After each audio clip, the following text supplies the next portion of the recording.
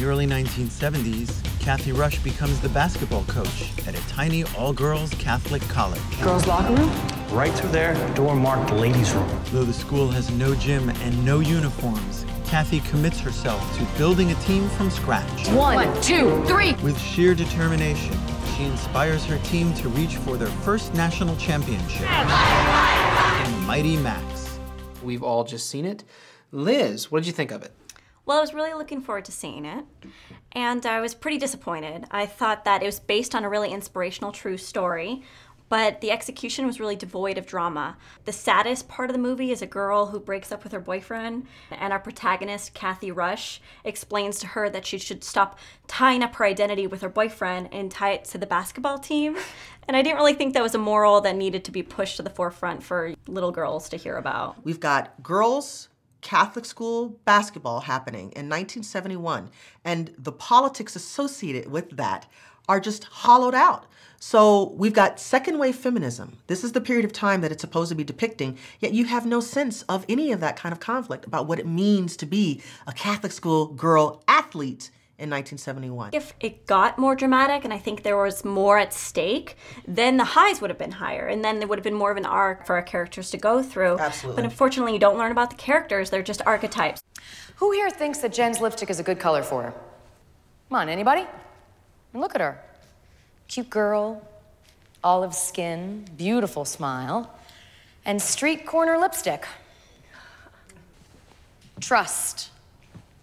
Trust is why teams win.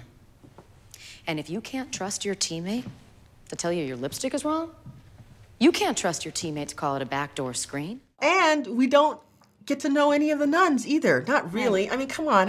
You got nuns that can clap and cheer and sway and sing. I mean, give us a little of the sister act. We don't see nuns on the screen that often. And here is a chance for us to see them and the weight that they carry culturally, spiritually, and religion. And they're just wallpaper here. There's some wholesome entertainment here. I think that this is a movie that is marketing itself as a women's basketball movie. It's an underdog story about girls who play basketball in college. Whoever goes to see this movie will get that movie. When the team starts getting good is when they play with boys. Right. So it's like, oh, the source of all their greatness is when the girls of the Mighty Max start playing with boy basketball players. And that's kind of an argument that I don't really want to support either. Like, why is the story taking that tone? See your man and the ball. Find him and box out. I don't know that it ever really stated when they got good. I think they just sort of went from bad to good. There's no real transition. There's no Yes, real transition. And I don't think it's the boys, though. They don't wrap it around. They're playing with boys, with so a now plot they're that's good. so thin, that's the only thing I can point to. I pointed to the fact that they showed up before the coach showed up the morning of the practice. They were there at like 6 a.m. when they were supposed to be there at 7 a.m. and they started working their tails off. I mean, that's what I subscribe their success to. Not that the coach put boys on the court with them. It's clear that this auteur, Tim Chambers, who wrote, directed, and produced this film, feels that he has some insight on what it's like to have been a female basketball player during this particular period in time. What comes across on the screen is someone who has a particular idea of what they think girls are like and what they think girls' conversations should consist of.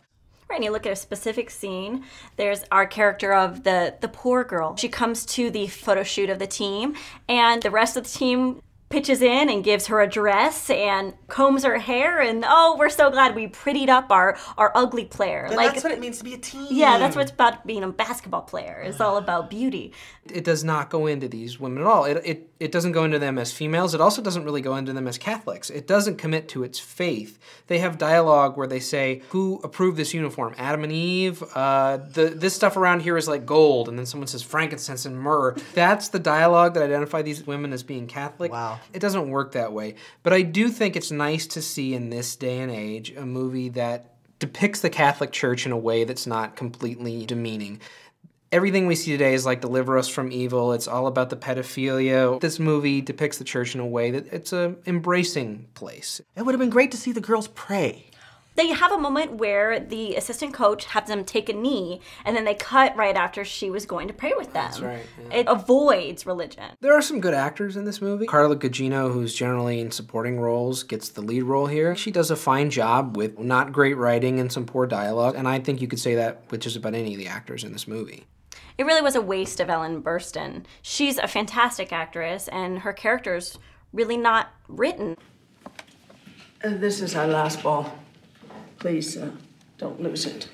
I think what we're saying is that the film is fairly mediocre, and it seems like that could be a potential reason why it was on the shelf for 2 years. It was. It debuted in 2009 at a film festival and is only now being released. I think it's pretty clear that they just didn't have a lot of faith, but someone dusted off all the cans on the shelf and said, there's no competition that weekend. And it's really accurate. I mean, I learned at film school that the opening weekend is the most important decision that a film makes.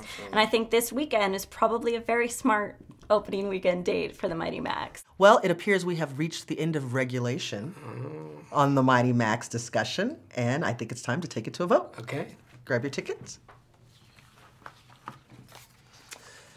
The Mighty Max attempts to tell a story about a winning girls basketball team in the early 70s, but it leaves out all of the politics, and therefore there is no conflict. And so I say skip it. Well, the drama of this movie is not very deep, but I think it's inoffensive, it's G-rated, and you can take the family to it, so stream it. I think this film is trying to inspire audiences. I felt nothing. Skip it. Well, that is a half ticket for the Mighty Max, which is a skip it. Yay! All right, cheers.